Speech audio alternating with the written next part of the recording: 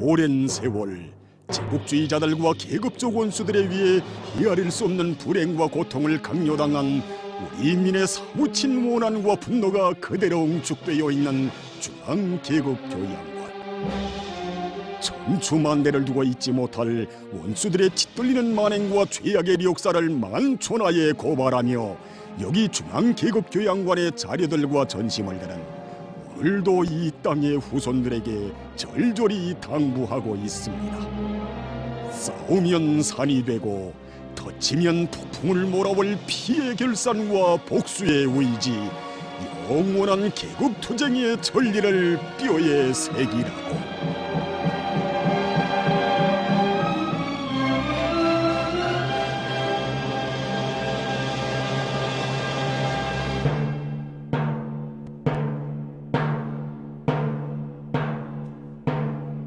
중앙계급교양관에 대한 참관을 이어가던 우리는 과거 일본 침략자들이 우리나라의 군대마저 강제로 해산한 자료들 앞에서 걸음을 멈추었습니다.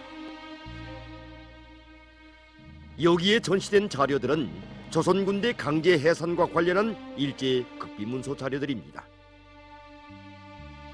교활한 일본 침략자들은 우리나라의 침략의 발길을 들여놓은 첫 시기부터 조선의 군력을 약화시키거나 저들에게 종속시키려고 집요하게 책동했습니다.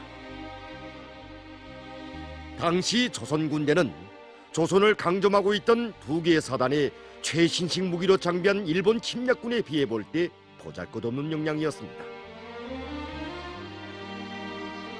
그러나 조선 군대를 완전히 없애버리려고 일제가 그리도 악랄하게 책동한 것은 그 역량이나 훈련 정도, 무장 장비가 미약한 상태라 할지라도 그들이 지니고 있던 애국심을 몹시 두려워한 데 있었습니다.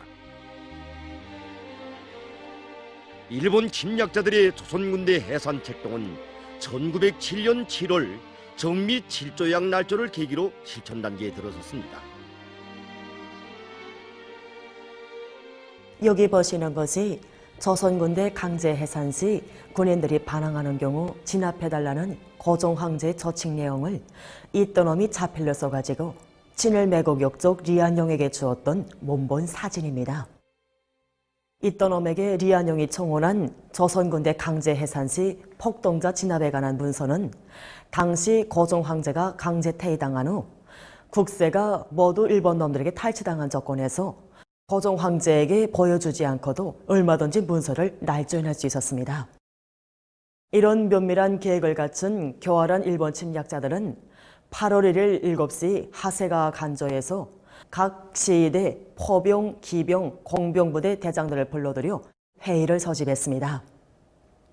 여기에서 이떠놈이 제멋대로 날짜한 황제의 저칙 내용을 읽어준 다음 황실호의를 위해서 한 개 대대만을 남기고 모든 부대를 해산하니 각기 부대로 돌아가서 일체 이 내용을 비밀로 붙일 것을 명령하고 병사들은 빈손으로 무기를 바치고 훈련을 훈련장에 10시까지 모일 것을 명령했습니다.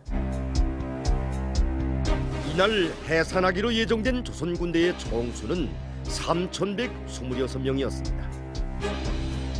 그러나 12시가 되도록 강제로 끌려온 병졸이 얼마 되지 않아 군대 해산식은 오후 2시가 돼서야 진행되기도 했습니다. 8월 3일부터 9월 3일까지의 기간에는 지박의 진위대들에 대한 해산이 감행되었습니다. 그러나 조선군대 해산은 일본 침략자들이 노린 대로 손쉽게 진행되지 않았습니다.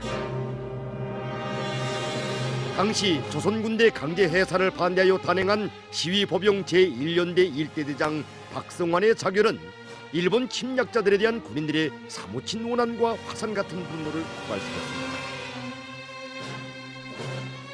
무기꼬를 까고 총을 잡은 시위대 군인들은 병영을 뛰쳐나가 거리에서 침략자들을 향하여 복수의 불벼락을 안겼으며 로일 전쟁에서 무공을 세웠다는 일본 침략군 가지하라 대위 이하 100여 놈을 소멸하고 호위를 뚫고 나가 반일 의병 투쟁에 합류했습니다.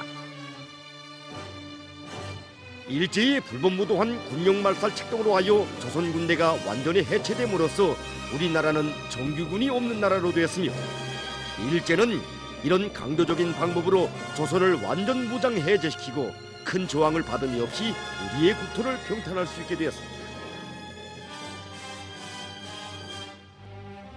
채취된 자료들을 통하여 우리는 친일 매국역족들과 일본 침략자들에 대한 끓어오르는 분노와 함께 국력이 약한 탓에 군대마저 외세계에 농락당하지 않으면 안 됐던 그날의 우리 군대와 인민의 울분에 찬 항고의 목소리를 그대로 느낄 수 있었습니다.